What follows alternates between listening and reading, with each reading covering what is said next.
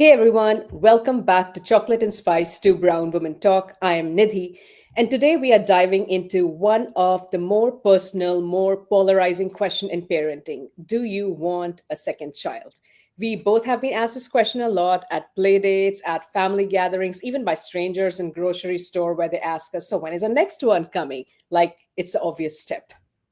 Yeah, and hey, I'm Neha, and in this episode, we're going to talk openly about what influenced those choices, right? Like our upbringing, secondary infertility, our capacity, our mental load, the cultural pressure we feel as brown women, and how much of this comes from what we were taught growing up versus what we truly want now.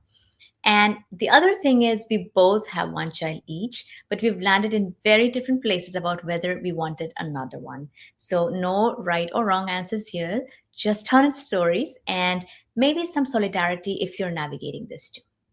All right, with that, Nidhi, I'm going to ask you the first question. Did you always picture yourself with more than one child? And when did that picture change or get clearer? So, growing up, I never really pictured myself with kids or even getting married. And I've talked this earlier during a motherhood episode too. So, I'm the kind of person who is always very happy with what is going on present in that moment in my life. So, I was very happy with my life, my husband, our routine, our freedom. I didn't want to switch things up.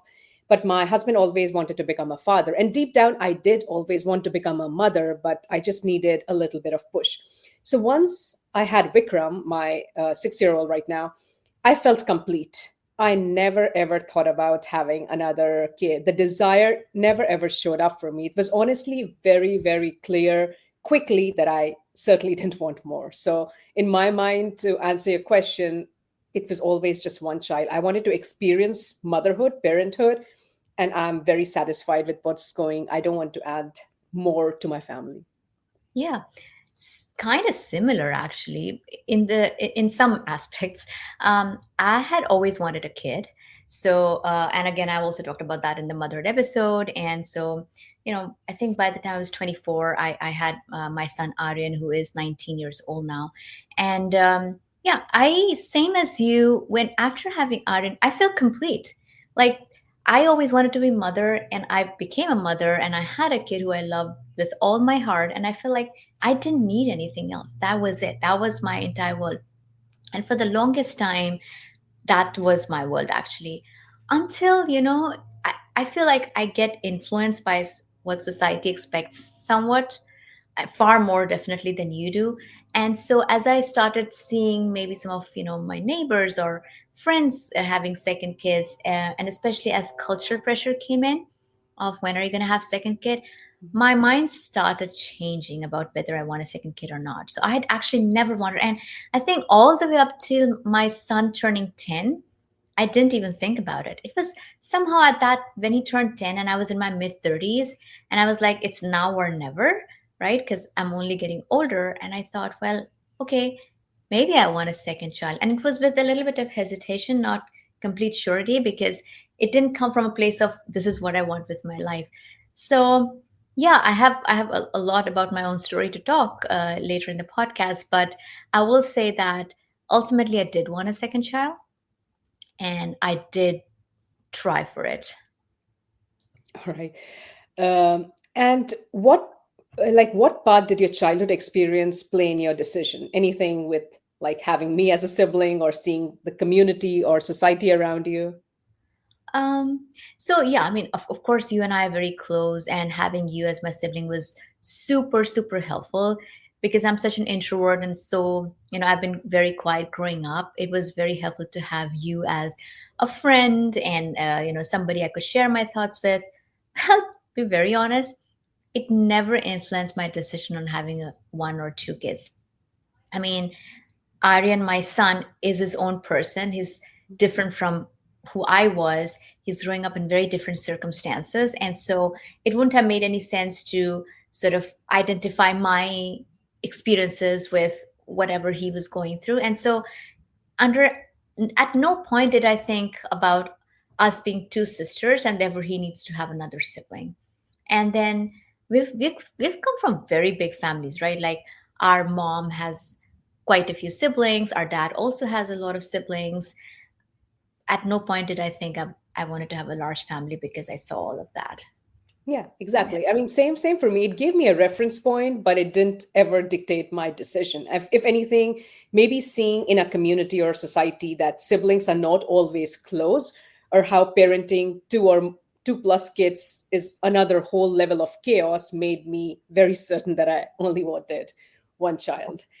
But how much of your decision was emotional or logistic versus cultural?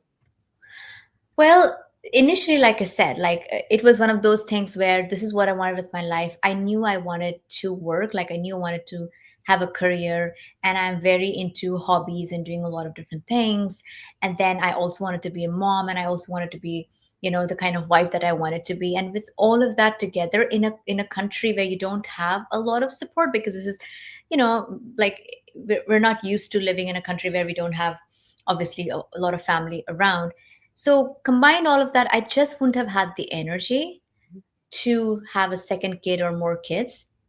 And that did play on my mind because I know how much energy I have, and I wanted to be a good of whatever I wanted to be. So so logically, I kind of knew I didn't want another kid. And plus I was actually very, very happy with Aryan. And I think what triggered my desire for second kid was emotional and cultural. And culture influence emotion, because culturally, as I saw probably having a second kid is a great idea, then I started only noticing that. I started only noticing families with two kids. You know how your mind plays that game with you, and that's what you see. What you see around is what your mind wants you to see. And so I'm like, oh my gosh, am I the only one with a single kid? Like, I should have a second. And so it started becoming an emotional thought. And then I was like, oh, maybe I want girl child. And like weird things, like you start explaining that phenomena to yourself, like, oh, maybe I want a girl child. Wouldn't it be great to have a daughter for my son, and they'd be like nice playmates. And forget the fact that my son was already 10, and there was like a little baby was not going to be a playmate. So at a point it was not logical. And so when I did start my journey to have a second kid, um, it was a very, very emotionally heavy decision, which made it extremely difficult for me and my husband, because we didn't end up having a second child for a bunch of different reasons. And that's what's called secondary infertility. I can get into that a bit more. And so it was exceeding, those years were some of very painful years for me. And, constantly trying for years after years, month after month, and failing. Um, was was just very hard. But how about you? Yeah, for me it was always very practical. I never had this emotional pull towards a second child or even any cultural longing to complete a family. I just wanted to experience motherhood, and I did, and that chapter was closed. And there's so much that goes into raising a family. Like, we don't have a village. Our parents will not be able to come here and support us take care of the children. So that was another factor that played in me making this decision. I want to provide the best for my kid, and that's financially, maybe I can do the best I can with just one kid. And I Mhm. know this might be termed selfish for a lot of reasons, because people want bigger families, and I completely understand where that coming from. But for me, it was completely practical. That's how my brain works. I don't give into societal pressure, or my in-laws or my parents wanting us to complete the family with another kid, or my son. Like, Vikram is at such an age that he asks for a sibling. He says, oh, do I have a brother or sister? It's like, no. Will I have one? I said, no. Then he pretends that there is a baby in my belly. I don't think he understands the whole concept, but he does want one because he gets bored at home. But I'm not going to make a decision because a 6-year-old wants me to have a kid. That's I mean, as a couple, me and my husband have made this decision practically, that one is what is works well for our family. We want to travel, we want to provide the best, and financially we can provide the best for one kid. So there's a lot of practical aspect. We don't let emotion dictate that decision in our life. That's so good. Like hearing your talk makes me just open my eyes. I wish you had told me all of that when I was going through my emotion struggle. I know you also matured and you grew. because I don't like, I know at some point you said it may be termed selfish. Why would it be termed selfish? It is your life. You are going to be the one responsible. You have to do everything. Absolutely no one in the world has any right to call it selfish, because they're not going to come and do one thing for you. So I I know I it's so really, weird. In the back of my mind, even though I've made this decision, there's something in the back of my mind kind of says that, you know, maybe I should have another kid for Vikram. That we'll get in the lonely part and all of that. It's like, am I making the right decision? Then I have to tell myself no.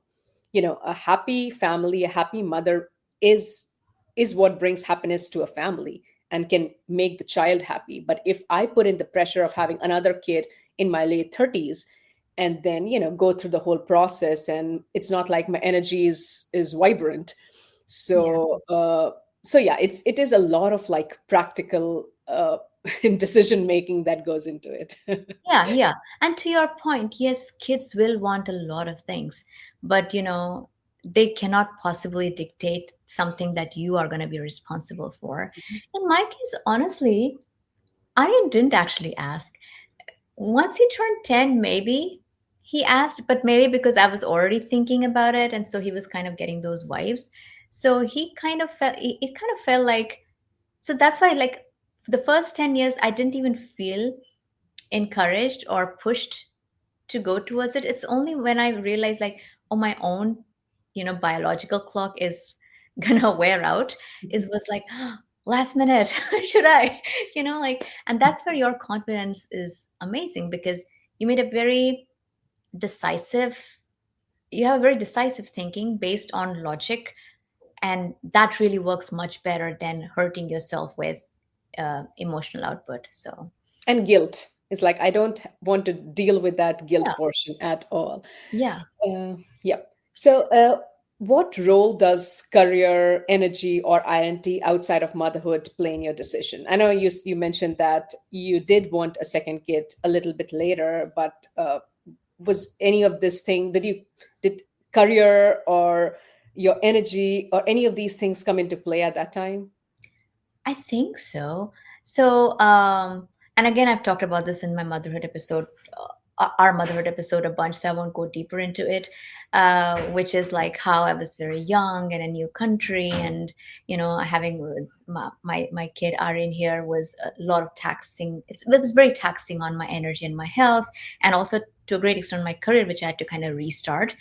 And so, having had to restart and go through a lot of changes in my career with a little kid in a new country, I think that was another reason I didn't want a second one, because I needed to reach that stable point. And I feel like in my mid 30s, I kind of reached that stable point. I kind of knew what I was doing, where I wanted to go, what I could handle with a kid. And Aryan was old enough that he could have managed his own thing more or less, right? So I was at a point where I felt like it's perfect. Like I can go for it. And so that's why I went for it. And just like expanding a bit more on secondary infertility, because I feel like it does influence a lot of people. And I was just reading some data points on it. I didn't realize like 14% of people do get affected by it. And the definition of that is someone who's had successful pregnancy before is not able to conceive or be successfully pregnant this another time. So that's what secondary infertility is. So in my case, and I want to be super transparent to help anybody who's going through it, it's a roller coaster ride, and incredibly hurtful and hard. And I'm long past it, so potentially I'm not gonna cry. I usually end up crying in podcasts, but I'm not gonna cry today. I started somewhere in my mid 30s, and I just assumed, like my husband and I assumed, like we got pregnant so easily the first time. It's like, of course we're gonna get pregnant the second time, and we were very sure. Like we already planned a lot of things, but in hindsight we shouldn't have done, and it didn't happen. The first month didn't happen. The second month didn't happen. The third month didn't happen. And by the 6 months when it didn't happen, I started worrying, because I had already read like mid 30s. Then you have to go check with your doctor on what's going on. And I, in my mind, was as healthy as I could be. Actually, now I realize I was not particularly healthy, but I looked fit. So it was a 6 month mark, and I went to the doctors. And there's another thing that's called unexplained infertility, which is when all your tests have been done on you, and nobody can diagnose what's wrong. So I'm not forgetting all the tests, but like a bunch of tests were done on me. Everything came out just fine, right? Like apparently my egg counts were also fine, which is one of the bigger problems as you get older. And so now what, right? And then people are like, oh, just, don't think about, like, a lot of well-meaning people around you will be like, don't think about it too much. If you don't think about it too much, it will automatically happen. I doubt especially when you're told that it's the opposite of what you actually do, right? So time went on, right? I think towards the 9 or 1 year mark, doctors started advising that I start getting procedures, or the next steps to see if we could conceive through medication and other things. So imagine, like, again, it's getting traumatic. I'm also working full time. I also have Aryan, who's still relatively young, right? He's only 10.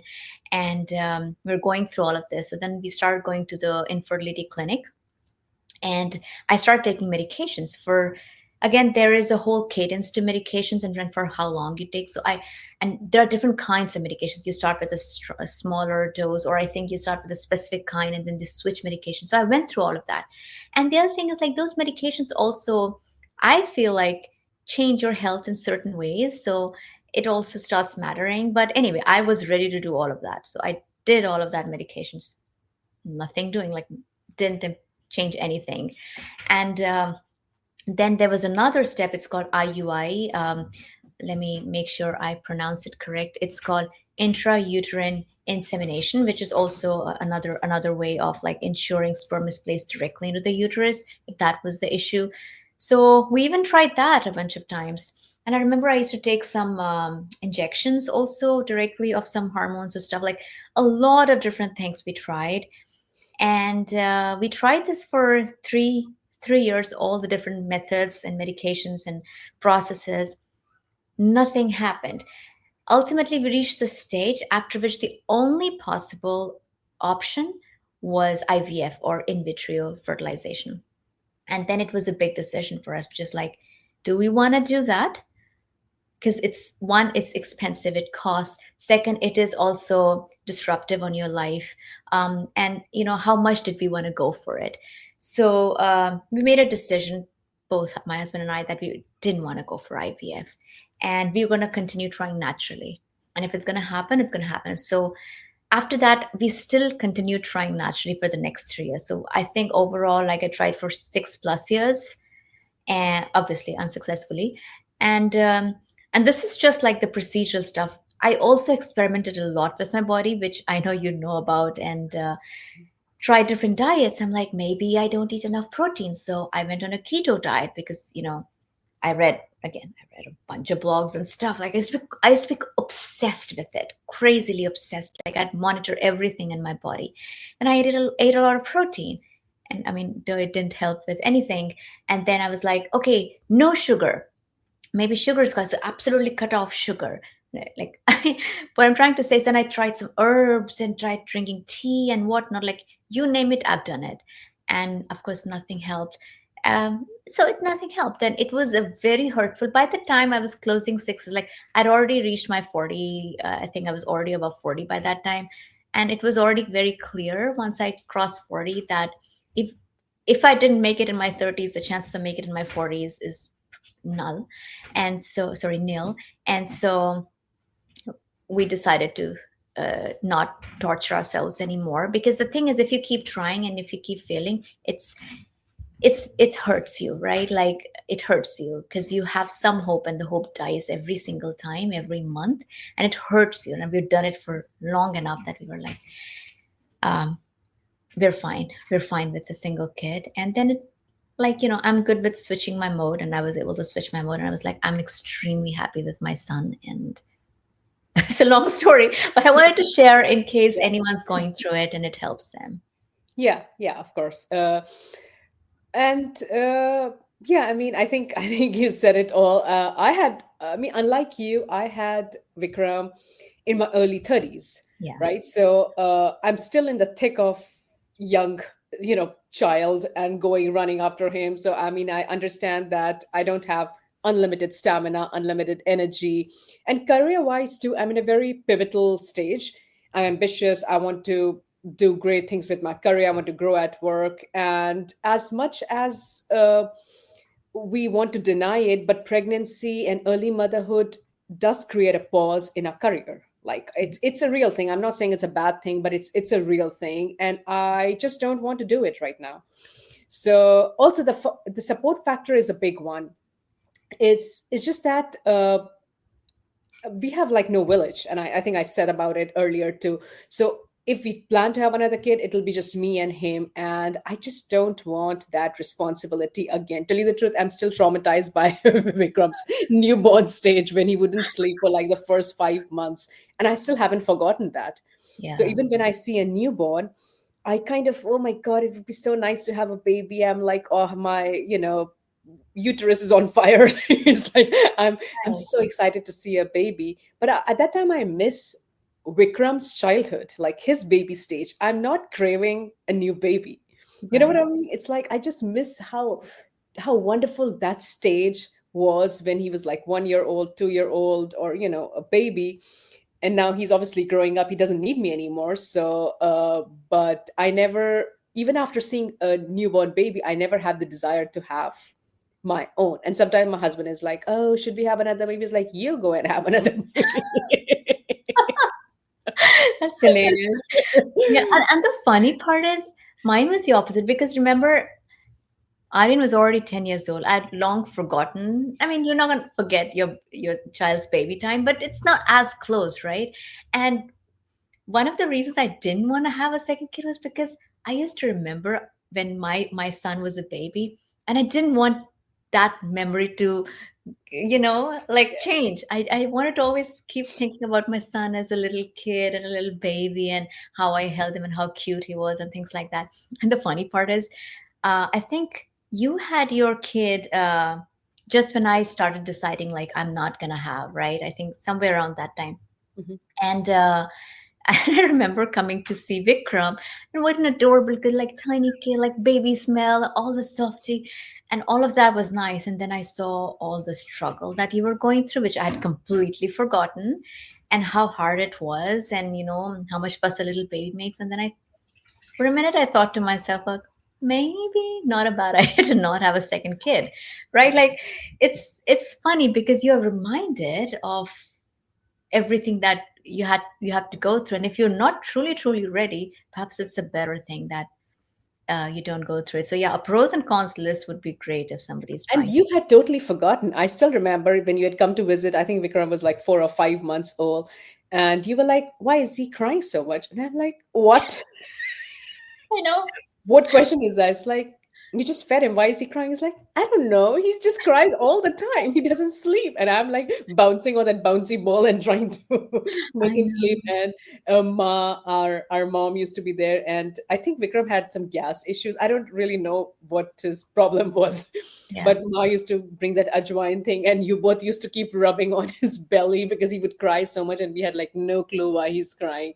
But yeah, you had totally forgotten, and you were like, "Oh, yeah, he looks small, but he's heavy." And he's I know. I made the weirdest comments like a completely clueless person considering I it was was like, yeah, she has totally forgotten how hard newborn stage is, and that yeah. happens, as years go by, that memory fades, right? The Yeah, yeah, facial yeah, yeah, memory yeah. fades. So yeah, it was good to learn from you. So. Okay, a question for you. Have you experienced, like, now that you're pretty sure you're gonna not have a second kid, have you experienced any regret or do you doubt your choice whatsoever? No, I can say confidently that I've never regretted this choice at all. I never ever imagined myself in a big family. Like I never imagined that there's going to be dining space and there'll be like 5 kids or even more than one kid running around. That was never my dream. So it's not like I'm letting go of a dream. Hmm. So yeah, I mean, again, uh, I know Vikram is still very young, but I'm pretty sure I'm not the kind of person that ever regrets a decision. Like I'm extremely sure, and my husband and I both have made this decision together. Hmm. So far, I feel I'm not going to regret it. And plus, by the time Vikram is going to graduate, I'll already be 50 or something. So, so it's like I'll be still in the thick of parenthood till I'm in my early 40s, and by that time, I'm pretty sure I'll be all good. All good. Yeah, yeah, yeah. And my energy and my hormones would be declining so rapidly that I won't have time to think of it. But yeah, But what do about you, yeah? for me, no, no, no more. Like I'm kind of similar to you. Once I make a decision, past is done, like past is over and done with. So I know it was a lot of time that I went through trying for a second kid, but the moment I decided I'm totally okay not having a second kid was the moment I was totally okay not having a second kid. And I have absolutely zero regrets and absolutely zero doubts about whatever choice I made. And I'm very, very happy with my current situation. So yeah, I feel great. One question that I'm sure you get asked a lot as well is, do you worry your only child is going to get lonely? And, do you value having a larger family just to give a sibling to your kid? Like, does that come into play for you? Uh, if your question is, will he feel lonely just being one child? I don't know. I mean, it's hard to say what's going to happen, No. but I think that depends on the kind of environment we are able to create for him. Like we do have very intentional play dates. I make sure that he's close to you. We visit often, and I make sure my friends are involved in his life. Plus, we've also seen examples of people who have one kid and they are thriving. Like Aryan is a perfect example. Plus, I've seen other people, like other friends who have just one kid, and the kid is like kind, thoughtful, great at what they do. So that also gives me confidence that it is the right choice. So I mean, there's a lot of advantages of raising like a singleton. I'll be able to provide a lot for the kid financially. I'll be in a better position to provide for one kid. We can travel, we can do so much more with just one child. So yeah, I mean, I hope he's not lonely. I think we're going to do the best we can to stay connected with the community and the family. But yeah, that decision is not going to change my, like, I'm not going to have another kid just thinking that my child is going to be lonely. I don't think that's the right reason to have a second kid. Like if I really want to, I will, but not because my child is going to be lonely. Yeah, absolutely, absolutely. I mean, you can be lonely in a large Yeah. gathering or in a large family. It really depends upon your personality, and to a great extent, it also encourages kids to figure a way out to get out of themselves and their safe space and make friends and take more risks, which we all need to do in our lives. So, yeah, And same you for have me. very well thought about it, right? Yeah.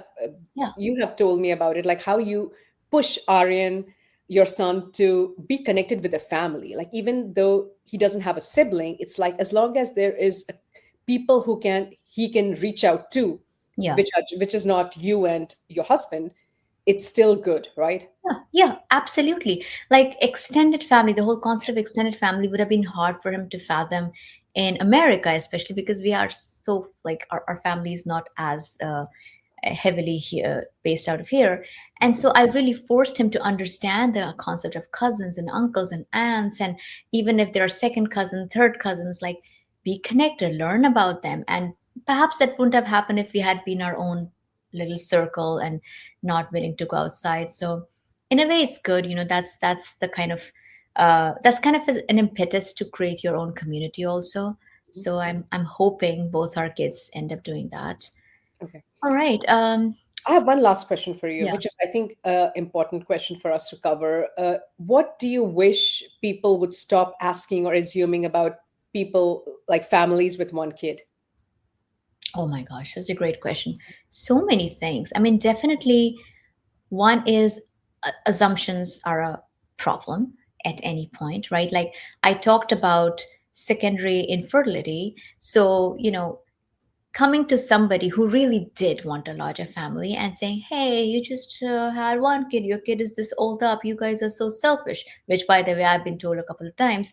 And like you don't know what they're going through and you don't know how much you're going to hurt them because they really wanted and they couldn't do for a bunch of different reasons. So that assumption is terrible. But then also the assumption that you know better about a person's family or about a person's needs than they is also a fallacy. If a person didn't have a second child, it's probably because they thought through it and didn't want to have a second child. So you really shouldn't come in from this advisory perspective, like, look, I got 5 kids, like you got to have 5 kids, or I know better because I'm older. I think those are the kind of assumptions I'm hoping society doesn't force on others. Yeah, I mean, absolutely right. Like, if whether a family has one kid, five kid, or no kid, I don't think anybody should probe, suggest, hint, or comment, or ask any question. It's their life. And there's Yeah. so many other things to talk about, think about. Like, this is not a topic that anybody should ask anybody. As you mentioned, like, you don't know what's going on with other person's life, like whether they are complete, incomplete, that's none of your business. So I would just say, in this case, stay in your lane and and only discuss or talk about things that matter, and not kind of make assumption about other people's life. Yeah, totally. Yeah. All right. And just to close it out, for those of us who are still figuring it out, it's totally okay to continue talking to folks, kind of connecting and getting different perspectives. And we're always allowed to change our minds, like my example showed. And it's always okay to hold space for uncertainty and really listen to what feels right for our lives at that given moment. I think that is the most precious thing at the end of the day. And again, motherhood is not a one size fits all experience, and neither is the number of kids we choose to have. Yeah. For sure. And if this conversation resonated with you, we'd love for you to share it with a friend, family. Leave us a rating, a comment. Your engagement really helps us grow. And you can listen to Chocolate and Spice to Brown Women Talk anywhere you get the podcast. Go visit our website, chocolateandspicetalk.com, and leave us like an email or anything that you want to talk about in our next episode. If you would like us to feature you, then send us an email at hello@chocolateandspicetalk.com. All right. Right. Bye for now. Bye.